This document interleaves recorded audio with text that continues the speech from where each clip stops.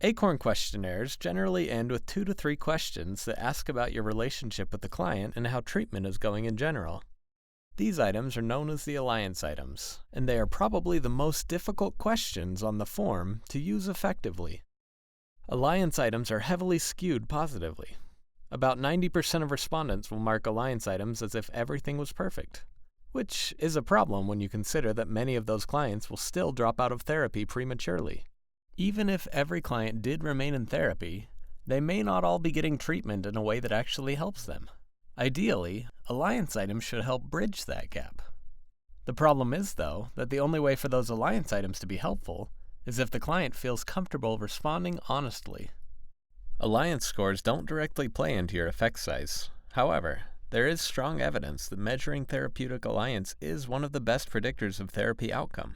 Within Acorn, we've seen an increase in overall clinician effectiveness ever since we added the alliance items to the forms. So how does a clinician take advantage of the alliance items to better help their clients? Set aside a few moments to discuss those items specifically with your clients and encourage honesty. Clients may have preconceived ideas about those questions.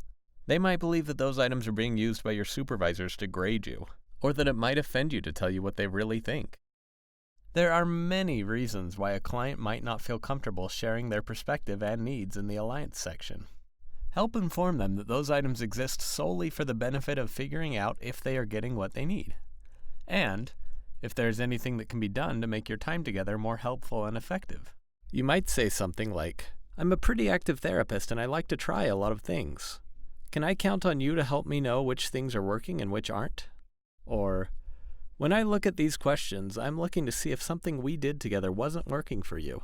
If you mark these down, I'll know that we may need to try something new." Encourage thoughtfulness on these questions, and then be sure to watch their responses each week.